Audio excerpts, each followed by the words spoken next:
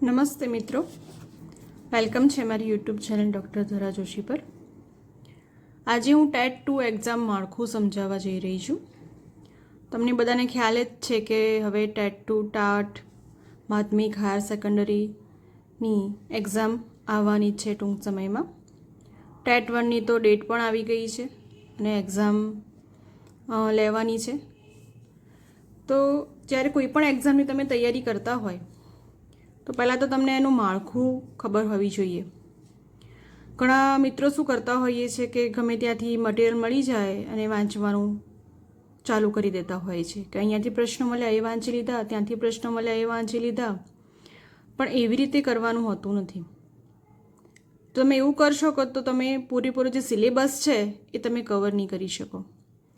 તો તમે સિસ્ટમેટિક તૈયારી કરશો તો સારા એવા માર્ક્સ તમે મેળવી શકશો। પહેલાં તો એ ખ્યાલ હોવો જોઈએ કે પરીક્ષામાં કેટલા વિભાગ હોય છે, એના કેટલા માર્ક હોય છે, બધી વિગતો તમને ખ્યાલ હોવી જરૂરી છે।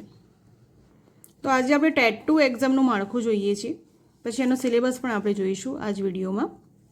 તો છેક સુધી આ વિડીયો જોજો કે તમને જે સિલેબસ છે એ તમને ખ્યાલ આવે અને તમને કામમાં પણ આવે। તો વિભાગ 1માં 75 માર્ક હોય છે અને વિભાગ 2ના પણ 75 માર્ક હોય છે। 150 માર્કનું પેપર હોય છે। 120 મિનિટનો સમયગાળો હોય છે। 150 પ્રશ્નો। આમાં નેગેટિવ માર્ક હોતા નથી, નેગેટિવ માર્કિંગ હોતું નથી। એમાં જોઈએ કે પાર્ટ 1 એટલે વિભાગ 1 75 માર્કનું, તો એમાં કયા કયા 75 માર્ક?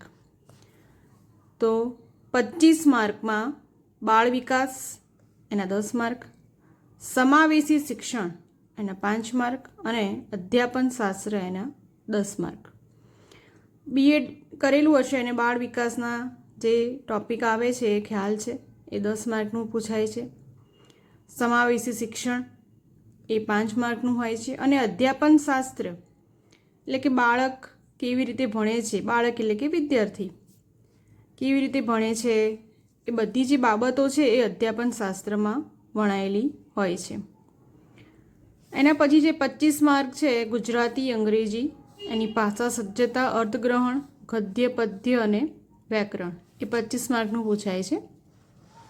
અને લાસ્ટ 25 માર્ક હોય છે સામાન્ય જ્ઞાન, કરંટ અફેર્સ અને રિઝનિંગ।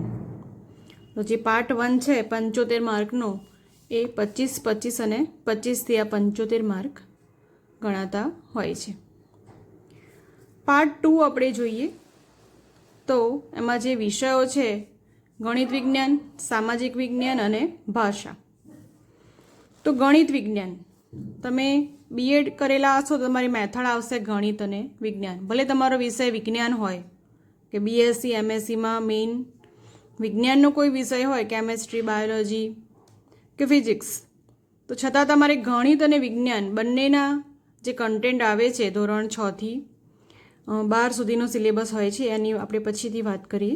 તો ગણિત અને વિજ્ઞાન બંનેના પ્રશ્નો તમારે પૂછાશે, એટલે ગણિતવાળો જે મેઇન વિષય હશે બીએસસી એમએસસીમાં એને પણ વિજ્ઞાન તૈયાર કરવાનું અને વિજ્ઞાનવાળાને પણ ગણિત તૈયાર કરવાનું રહેશે।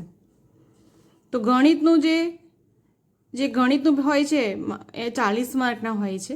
એમાંથી જે વિષય વસ્તુ એટલે કે ચોપડીઓમાંથી જે પૂછાય છે એ 25 માર્કનું અને પદ્ધતિ એટલે કે બીએડમાં જે પદ્ધતિશાસ્ત્ર હતું, જે મેથડની બુક આવતી હતી એમાંથી 15 માર્કનું। એવી રીતે વિજ્ઞાનમાં ટોટલ 35 માર્કનું પૂછાય છે, એમાં વિષય વસ્તુ એટલે કે કન્ટેન્ટ 25 માર્કનું અને પદ્ધતિમાંથી 10 માર્કનું પૂછાય છે, એટલે 40 અને 35 75 માર્ક્સ। એવી રીતે સામાજિક વિજ્ઞાનમાં વિષય વસ્તુ પૂછાય છે 50 માર્કનું અને પદ્ધતિ પૂછાય છે 25 માર્કની, એમ થઈને 75 માર્ક્સ। સામાજિક વિજ્ઞાનમાં ફક્ત તમારે ઇતિહાસ, ભૂગોળ, અર્થશાસ્ત્ર વગેરે તૈયાર કરવાનું હોય છે, ભલે ટેટ 2 રહ્યું કે 6થી 8ના ધોરણમાં માટે જ એક્ઝામ છે, પણ ધોરણ 10, 9 સુધી પણ તમારે જે કન્ટેન્ટની બુકો આવે છે તમારે તૈયાર કરવાની રહેશે।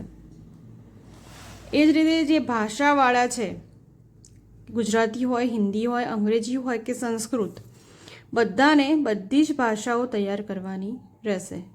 એ આ ચારે ચાર જે ભાષાઓ છે એ ચારે ચાર ભાષાઓમાંથી તમારે પૂછાવાનું છે કે 15 માર્કનું વિષય વસ્તુ વત્તા 5 માર્કની પદ્ધતિ.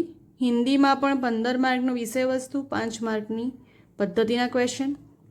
અંગ્રેજીમાં 15 માર્કનું વિષય વસ્તુ 5 માર્કના પદ્ધતિના ક્વેશ્ચન. અને સંસ્કૃતમાં 10 માર્કનું વિષય વસ્તુ અને 5 માર્કના પદ્ધતિના ક્વેશ્ચન.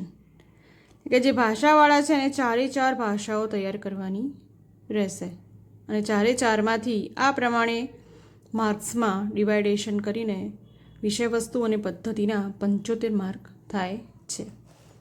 તો તમે જોઈ શકો છો કે જે બધા વિષયો છે એમાંથી વિષય વસ્તુ અને પદ્ધતિના કેટલા માર્ક છે, તો તમારે વિષય વસ્તુ અને પદ્ધતિ બંને તૈયારી કરવાની રહેશે. તો ગણિત વિજ્ઞાન માટે ગણિત અને વિજ્ઞાન બંને. સામાજિક વિજ્ઞાન માટે ફક્ત સામાજિક વિજ્ઞાન તૈયાર કરવાનું, કે જેમાં ઇતિહાસ, ભૂગોળ, અર્થશાસ્ત્ર જે બધા વિષયો છે એ આવી જાય છે. અને ભાષાવાળાને આ ચારે ચાર ભાષાઓ તૈયાર કરવાની રહેશે. તો તમને ખ્યાલ આવી ગયો હશે કે જે વિભાગ 1 75 માર્ક બરાબર, એના વિભાગ 2 ના 75 માર્ક એ કયા કયા સિલેબસમાં રહેશે. હવે આપણે થોડી ડીપલી વાત કરીએ કે બાળ વિકાસ છે તો એમાં કયા ટૉપિકનો સમાવેશ થશે, સમાવેશી શિક્ષણમાં કયા ટૉપિક આવશે અને અધ્યાપન શાસ્ત્રમાં કયા ટૉપિક આવશે. આપણે આગળ વાત કરીએ એમ કે કસોટી 2 વિભાગમાં રહેશે. હવે વિભાગ 1 આપણે થોડું શોર્ટમાં જોઈ લીધું કે વિભાગ 1માં કયા કયા ટૉપિક છે, પણ એ ટૉપિકની અંદર પણ કયા કયા મુદ્દા આવરી લેવાયા છે એ આજે આપણે થોડી એની ચર્ચા કરી લઈએ. બાળ વિકાસ અને શૈક્ષણિક શાસ્ત્ર, એમાં 25 ગુણ 25 પ્રશ્નો, જેમાં બાળ વિકાસના કેટલા છે 10 ગુણ 10 પ્રશ્નો, જેની અંદર વિકાસની સંકલ્પના અને અધ્યયન સાથેનો સંબંધ, બાળ વિકાસના સિદ્ધાંતો, વારસો અને વાતાવરણની બાળ વિકાસ પર અસર, સામાજિકીકરણ, જેમાં સામાજિક જગત અને બાળ એટલે કે શિક્ષક, માતા પિતા અને સહપાઠી, જીન પિયાજેના અધ્યયન રચનાત્મક સિદ્ધાંત, વાઇગોત્સ્કીનો અધ્યયનના સામાજિક સંરચનાવાદનો સિદ્ધાંત.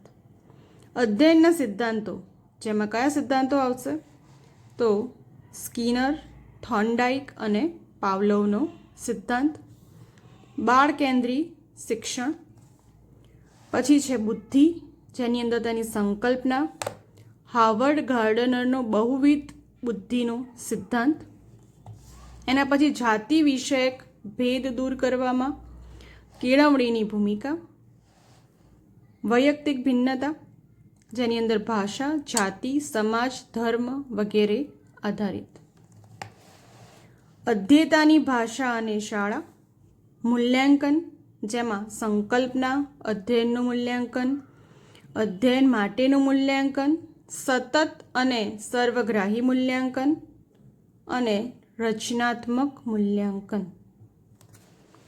એના પછી છે વર્ગખંડમાં અધ્યેતાઓની વર્ગખંડ તત્પરતા, અધ્યયન અને વિવેચનાત્મક ચિંતન વિકાસ અને અધ્યેતાઓની અધ્યયન સિદ્ધાંતના મૂલ્યાંકન માટે યોગ્ય પ્રશ્નોની રચના. તો તમે જોઈ શકો છો કે જેટલા બાળ વિકાસ છે એની અંદર આ જેટલા પોઈન્ટ હું બોલી જે તમારા સ્ક્રીનની સામે છે એટલા પોઈન્ટ એની અંદર આવી જાય છે. તો તમે બીએડમાં વાંચ્યું હશે તો ખાસ કરીને ઘણા બધા પોઈન્ટ આની અંદર આવરી જ લેવાયા છે કે તમે ભણીને જ આવ્યા છો. તો આટલા પોઈન્ટ બાળ વિકાસ માટે ધ્યાનમાં રાખવાના, આમાંથી જ ક્વેશ્ચન પૂછાશે. એના પછી છે બી, સમાવેશી શિક્ષણની સંકલ્પના અને વિશિષ્ટ જરૂરિયાતવાળા બાળકોની સમજ, એના 5 ગુણ 5 પ્રશ્નો. તો સમાવેશી શિક્ષણ એટલે કે જે વિશિષ્ટ જરૂરિયાતવાળા બાળકો છે એના વિશેના પ્રશ્નો આવશે આમાં, જેમાં ઉપેક્ષિત, વંચિત અને વિવિધ પરિવેશ ધરાવતા અધ્યેતાને સંબોધવા, અધ્યયન અક્ષમતા અથવા દિવ્યાંગતા ધરાવતા બાળકોની જરૂરિયાતને સંબોધવી. એના પછી મેઘાવી અધ્યેતાની જરૂરિયાતોને સંબોધવી, પ્રભાવશાળી સર્જનાત્મક અને વિશિષ્ટ ક્ષમતા ધરાવતા અધ્યેતાને સંબોધવા, અને લાસ્ટ પોઈન્ટ એમાં છે સમાવેશી શાળા અને શિક્ષક. તો આટલા પોઈન્ટ ધ્યાનમાં રાખવાના જ્યારે તમે તૈયારી કરતા હોય ત્યારે આ બધા પોઈન્ટમાંથી પ્રશ્નો પૂછાઈ શકે છે. પછી સી છે અધ્યયન અને અધ્યાપન શાસ્ત્ર, જેના 10 ગુણ 10 પ્રશ્નો. તો અધ્યાપન શાસ્ત્રમાં આપણે વિદ્યાર્થીને ધ્યાનમાં રાખીને પ્રશ્નો પૂછાય છે. તો વિદ્યાર્થી કઈ રીતે વિચારે છે અને શીખે છે, અધ્યેતાની શૈક્ષણિક સિદ્ધિમાં પછાતપણાના કારણો, શાળામાં અને શાળા બહાર થતા અધ્યયન વચ્ચેનો સંબંધ અને તફાવત, અધ્યયન સામાજિક સાંસ્કૃતિક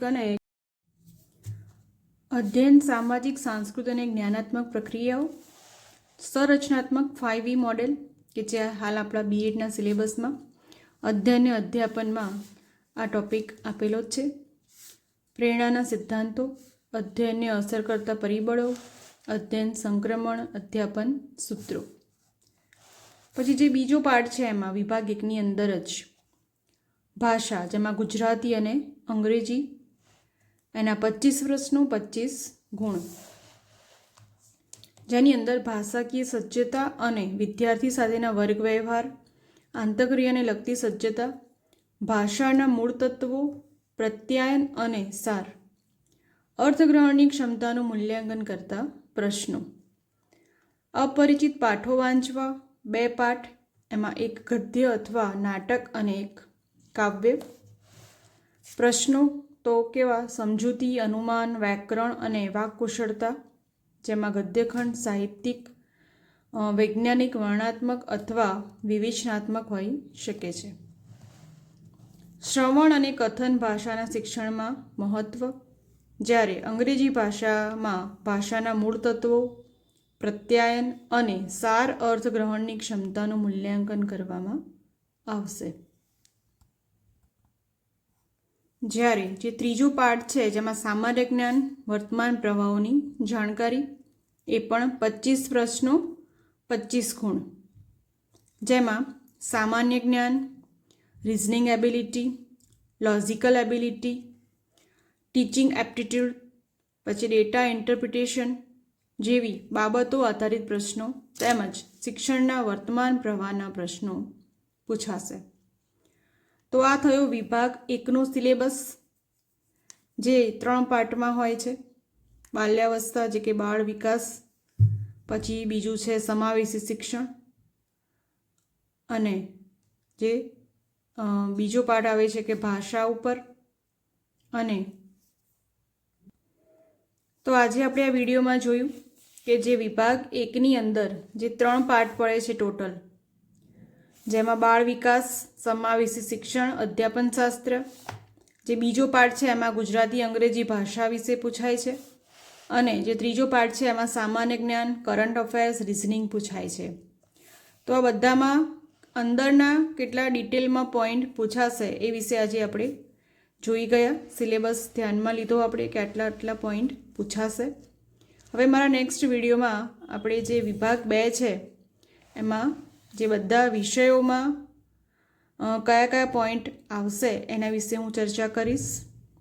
તો મારો જે નેક્સ્ટ વિડીયો હશે એ અલગ અલગ વિષયો ઉપર હશે, કારણ કે બધા જે વિષયો છે હું એક વિડીયોમાં નહીં લઉં, કારણ કે અલગ અલગ વિષયોવાળા એમના પૂરતા જ વિડીયોમાં જોઈ શકે એવો જ હું પ્રયત્ન કરીશ.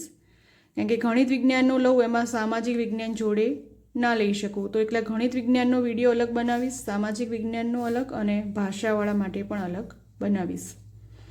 તો વિભાગ 1 અને વિભાગ 2ની તમને સમજૂતી આવી ગઈ હશે. વિભાગ 1માં અંદરના ટૉપિક કયા છે એ પણ તમને આજે ખ્યાલ આવી ગયો હશે. આ સિવાય પણ તમને કોઈ કન્ફ્યુઝન હોય, કોઈ ક્વેશ્ચન હોય તો તમે મારા કમેન્ટ બોક્સમાં કમેન્ટ કરીને લખી શકો છો.